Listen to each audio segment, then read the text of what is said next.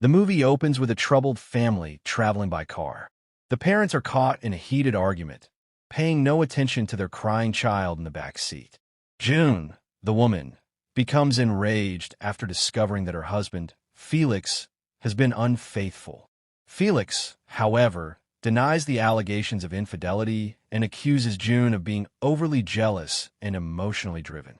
17 years later, the movie shows single friends Kathy, Megan, and Stacy in a hotel room, celebrating Kathy's promotion to high school principal. All three work as high school teachers and are enjoying their vacation. Suddenly, the air conditioning in the hotel room stops working. Kathy calls the hotel reception to request maintenance for the air conditioner. Soon after, a young and handsome hotel employee named Ian arrives to fix it. Megan and Stacy feel drawn to the attractive young man, while Kathy tries to remain composed. Later that night, as Kathy sits alone at the edge of the pool, Ian approaches and invites her to swim with him. Kathy declines his offer, and Ian dives into the pool alone. After a few minutes, Ian remains underwater without resurfacing. Kathy calls out to him but gets no response. Worried, she dives into the pool to save him, only for Ian to suddenly emerge on his own. He apologizes to Kathy for causing her concern. As their conversation continues, Ian moves closer and tells her that he enjoys diving because it helps him relax. Kathy then tells him she's heading back to her room.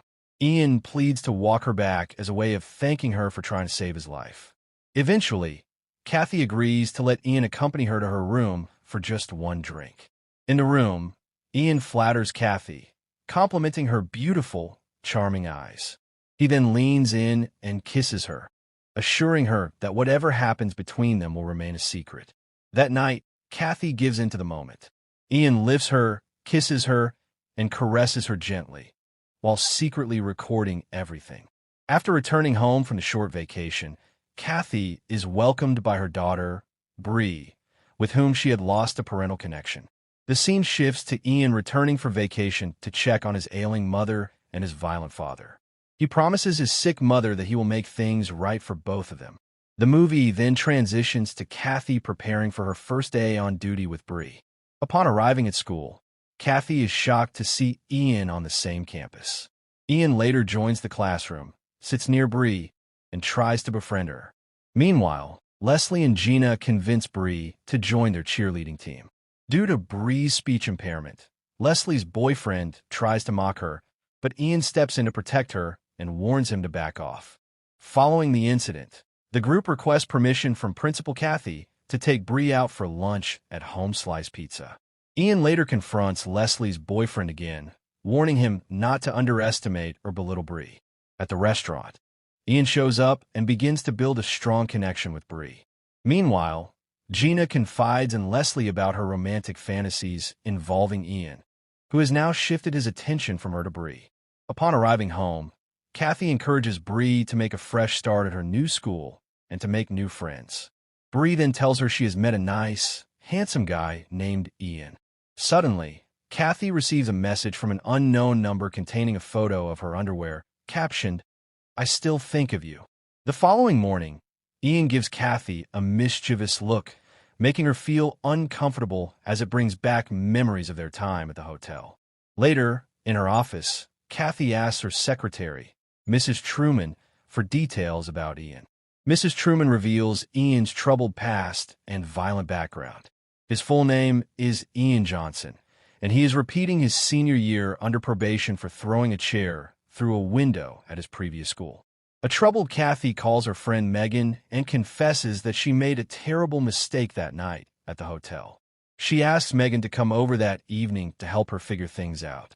Kathy then requests Ian's file and, while in the office, questions the security guard for more information about him. The guard tells her about Ian's violent stepfather, who has recently been released from jail. Lost in thought, Kathy spots Bree sitting with Ian in the school courtyard. She immediately rushes over and pulls Bree away, disguising her actions by saying she needs to leave early to take care of something at home. Noticing her mother's behavior, Bree insists that Ian is a nice guy. Kathy firmly tells Bree not to spend any more time with him. Frustrated, Bree angrily responds that Ian is the only person at school who has been kind to her. The movie shifts to Ian reassuring his mother that he will take revenge for both of them and make Kathy pay for what happened. The scene then transitions to Bree enjoying a pleasant dinner with her father. Unexpectedly, Ian appears at the cafe and signals Bree to meet him in the back room. Bree asks her father for a restroom break and goes to meet Ian. She then asks him what he's doing there. Bree tells Ian that her mother doesn't want her spending too much time with him. As Ian steps closer to her, Bree becomes tense and asks if everything is okay.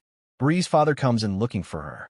Upon returning home, he informs Kathy about the strange boy Ian. Kathy then confides in Megan, narrating the entire situation that took place at the hotel. Megan asks whether the boy is underage, and Kathy confirms that he had just turned 18 the night before their encounter. Megan then devises a plan to frame Ian for possessing deadly weapons at school. That very night, Kathy goes to the school, breaks into Ian's locker, and places a knife inside. The following morning, during a routine security locker check, an officer finds a knife in Ian's locker. Ian is taken out of class and shown the knife, which he denies owning. He is then escorted to the principal's office.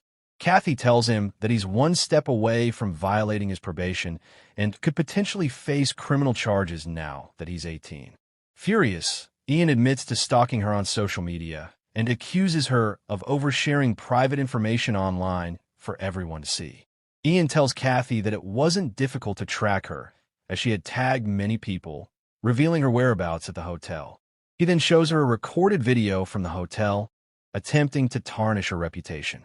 Ian demands a ransom of $50,000 by the end of the week to keep the video private and to stay away from Bree. In response, Kathy expels Ian and calls the office to have him removed from the school premises. Upon returning to the cabin home, Ian gets into an argument with his stepfather.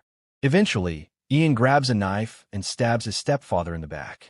Unbeknownst to him, Gina had followed Ian from school to his home to express her feelings for him. Ian coldly tells her to leave, saying he only has time for his family. During the exchange, Gina hears the painful cries of an injured man on the floor. Ian quickly pulls her out of the house and angrily demands that she leave. He then smashes the back window of her car and threatens her not to tell anyone about what she witnessed. Afterward, Ian returns inside and finishes off his stepfather with a bat. Bree becomes furious with her mother for expelling Ian, her only friend at school. Ian then sneaks into the school and convinces Bree to skip class, telling her he has something important to share.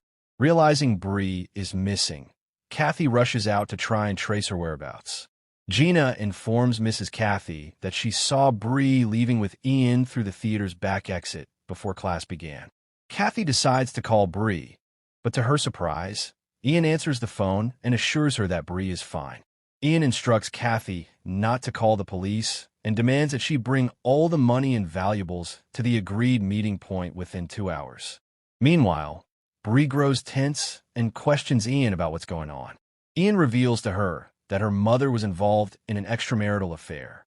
Bree becomes agitated, and Ian then shows her a firearm tucked around his waist. He tells Bree that she is his younger stepsister and claims he would do anything to protect her. Ian tries to convince her that their mother is the reason their father died. Kathy teams up with Megan to search for Bree. Megan insists on calling the police, but Kathy refuses, fearing that Ian might harm Bree. Ian drags Bree to a deserted house and tells her that her mother is going to pay for what happened 17 years ago. Confused and frightened, Bree tries to grab the firearm from Ian, kicks him, and runs off in search of safety. Kathy and Megan arrive at the country house.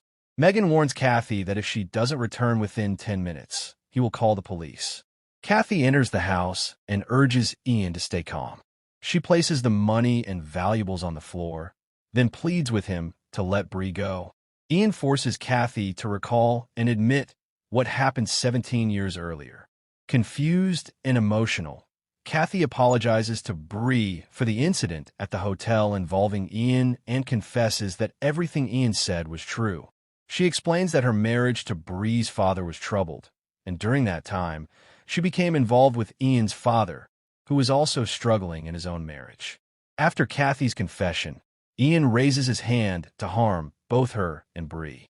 Reacting quickly, Kathy pushes him through the window. Paramedics arrive at the scene. Ian dies from the fall, while Kathy survives. Following the tragic incident, Ian's mother is left alone. Meanwhile, Kathy and her husband rekindle their love and begin to rebuild their family. Thanks for watching.